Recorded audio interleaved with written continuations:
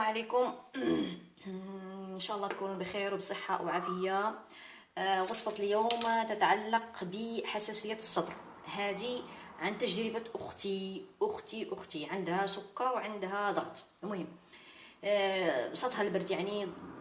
هي اصلا عند تقريبا شبه بدايه الحساسيه، كان سبق قبل سنه تقريبا ذهبت عند طبيبه وكانت الكحه شو بيتسموها باللغه العربيه، الكحه يعني سعال تسعل ليل نهار وما في بلغم، لا يوجد اي شيء، فقط الكحه وكأن شيء ياكلها في صدرها، وكأن هناك حشرات في صدرها تاكلها قد بحك صدرها.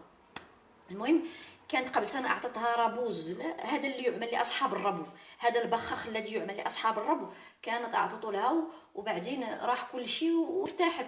لكن قبل اسبوعين حصل لها مشكل، ان عرقت وخرجت للبرد، لا اعرف ماذا حصل بالضبط. المهم تكح تسعل ليل نهار. جربت كافة الأشياء الموجودة في اليوتيوب واللي قالوا على الناس أي شيء. أنا عندي وصفة لحساسية الصدر لكن لم أنزلها بعد، ولكن المشكلة أن هي عندها ضغط وعندها سكر، والوصفة فيها عرق السوس، وعرق السوس ممنوع على أصحاب الضغط وممنوع على أصحاب السكري. هذا هو المشكل. أنا أستطيع، وهذه الوصفة التي عندي سأنزلها قريبا إن شاء الله. هذه الوصفة هي جربتها وهي التي ابتكرتها، أختي من ابتكرتها، بتركت تجمع هذه والحمد لله. الآن أول شيء ما الذي حصل؟ بدأت بعد ما استعملتها بدأت تكح بشكل كبير. لما بدأت تكح بشكل كبير خرج ذلك البلغم، خرج بلغم أزرق يعني لونه داكن جدا مقرف، خرج ذلك يعني تنقى الصدر. بعدين بدأ يخرج البلغم الأصفر، بعدين انتهى لم يعد هناك أي بلغم مع أنها ما قدمتهم. المهم بدأ السعال يخف والآن تسعل قليل جدا، قليل يعني تحسن رهيب كبير جدا. المهم هناك الوصفة، هي وصفة استعملتها في الليل قبل النوم، ووصفة بعد الفطور. أو سأبدأ أولا بوصفة الليل. تقريبا أربع فصوص توم، 4 فصوص توم مشويين، يعني مشويين ليس مشويين جدا، فقط القشرة حتى تصهد هذه القشرة السوداء، حتى نزيل فقط هذه القشرة السوداء، نزيل فقط هذه القشرة السوداء. أجيب أي حتى أضعها.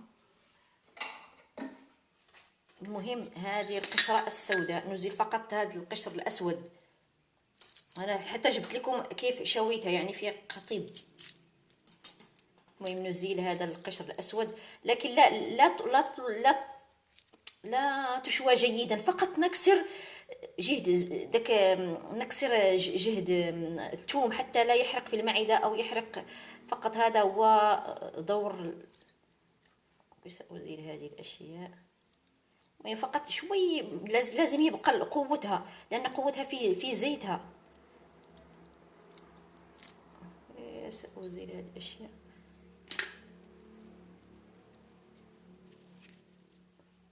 سأغسل يدي.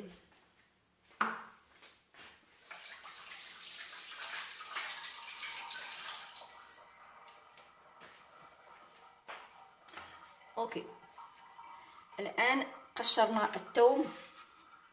من عنده ضغط منخفض، من عنده مشكلة الضغط أن الضغط ينخفض له، يعمل فقط فص ثوم واحد، المهم أنا بشرها جيدا. المهم بعد ما نشويها، أنا ما جبت الماء بشارة، لا أعرف أين هي. المهم نقطعها تقطيع صغير هكذا، نقطعها تقطيع صغير. نزيل لازال هنا عندي قشر أسود، المهم لازم ننقيها جيدا من ذلك القشر الأسود، ولو أنه ليس من ضرر، حتى لو مر شيء يعني ما من أي ضرر. المهم هكذا من يكون واضح.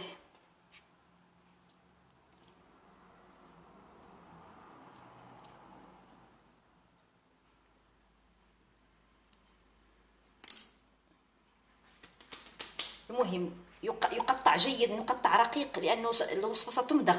أوكي، ماذا نفعل معها؟ نضيف معها ملعقة صغيرة من هذا، أوكي هيا ملعقة صغيرة من الزعتر، هذا الزعتر مطحون. ما هو الزعتر؟ ما لا يعرف ما هو الزعتر، هذا هو الزعتر. هذا زعتر بري، هذا هو الزعتر، هذا هو الزعتر. وهنا مطحون، ملعقة صغيرة من الزعتر مطحون. اوكي، ملعقة من البصل. شفتوا البصل الأحمر، ضروري البصل الأحمر، ليس البصل الأبيض، البصل الحمراء من برا. نضع ملعقة كبيرة من البصل، وقليل شوية، ملعقة كبيرة من البصل. نضيف لها ملعقة صغيرة من زيت الزيتون، ملعقة صغيرة من زيت الزيتون. نضيف عسل حر، ضروري عسل حر، ملعقة كبيرة. ممكن نضيف نصف معلقة أخرى أو ملعقتين على أن البصلة شوية حارة. المهم هي عملت فقط ملعقة صغيرة لأن عندها سكر. نخلط جيدا فقط. هذا الذي نفعله. ماذا نفعل لهذا؟ بعد العشاء بعد ما نتعشى نأخذ هذا الخليط ونمضغ ونأكله ونسرطه. نمضغ. هو أنتم قطعوا الثوم جيدا. المهم هذا شكله وصفة فعالة جدا للحساسية الصدر وتطرد أي مشاكل. هذا بتاع الليل يعمل يوميا إلى أن يشفى الإنسان نهائيا، إلى أن لا تبقى أي حشرة. لماذا؟ لأن الثوم أنتيبيوتيك، مضاد حيوي، البصل مضاد حيوي، الزعتر مضاد حيوي، العسل مضاد حيوي، الزيت مفيد. مش عارفة إذا كان مضاد حيوي أو لا، ولكنه مفيد جدا للصدر، مفيد لعدة أشياء. المهم هذه الوصفة تمضغ جيدا وتؤخذ بعد، هذه الكمية كلها تؤخذ بعد العشاء. أوكي، هذه وصفة الليل. نأتي إلى وصفة النهار. وصفة النهار ملعقة كبيرة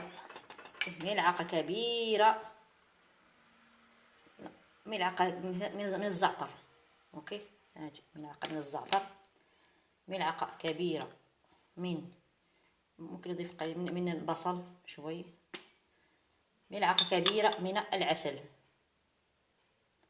فقط. هذه أو أنتم قللوا الزعتر، اعملوا فقط ملعقة صغيرة من الزعتر، اعملوا ملعقة صغيرة فقط من الزعتر. الزعتر مار، هناك من سيقول لا الزعتر مار وحراق مع أن على فكرة أختي المعدة كانت تؤلمها، لكن لا، أعطيتها، قلت لها اعملي الماستيغوم، يعني المسكة الحرة أو المسكة الحرة بالمغربية، والماستيغوم بالغربي بالإنجليزي بالفرنسي ماستيغوم المستقى بالجهة المشرق، وتقال في العراق اللبان العلك الرومي، والمستيكا في مصر، أعتقد في مصر وتلك المناطق. المهم أعطيتها الماستيغوم واستعملتها مع ماذا هناك، استعملت ايضا نسيت فقط الماستيغوم، طحنتها مع شويه زعتر، وكانت تاخذها والحمد لله معدتها ارتاحت عليها جدا. المهم كما قلت لكم هذه تعمل في بعد الفطور، هذه بصح حتى نفطر ونملأ معدتنا جيدا ونأكل جيدا ونأخذها بعد الفطور. هي عملت ملعقة كبيرة من الزعتر. أنا هناك من يقول عنده معدة وأيش ولا يقدر يعمل فقط ملعقة صغيرة من الزعتر، ملعقة صغيرة مطحونة من الزعتر، وملعقة كبيرة من البصل، البصل الأحمر بقشره ومائه وكل شيء، فهمتوا؟ يعني ليس القشر الخارجي لا، المهم حتى زائد ملعقة كبيرة من العسل الحر، أؤكد على العسل الحر يعني العسل الحقيقي. هذه بعد الفطور. أوكي، هذه أشياء، هذه بعد الفطور، هذه التي بعد الفطور لا يوجد فيها توم ولا يوجد فيها زيت زيتون. هذه التي بعد العشاء فيها زيت زيتون وفيها التوم. كما قلت من عنده ضغط ينخفض يعمل فقط فص توم واحد. وهناك من لا يستصيغون التوم يعمل فقط فصين من التوم. أوكي، المهم هذه تعمل فقط 3 أيام، هذه فقط 3 أيام بعد الفطور. هذه تعمل يوميا تاع الصباح تعمل فقط 3 أيام، ركزوا معي 3 أيام فقط. هذه تعمل تعمل يوميا يوميا يوميا يوميا الى ان لا يبقى هناك لا بلغام ولا حساسيه ولا كحه ولا اي شيء، لان هذه اقوى مضاد حيوي، مضاد حيوي فعال. الثوم مضاد حيوي، العسل مضاد حيوي، البصل الاحمر مضاد حيوي، الزعتر مضاد حيوي، يعني يقتل البكتيريا يقتل الميكروبات. فحساسيه الصدر عباره عن بكتيريا مجتمعه في الصدر، هذا كل ما في الامر. المهم حشرات وهذا الشيء ادت الى تكون حساسيه في الصدر.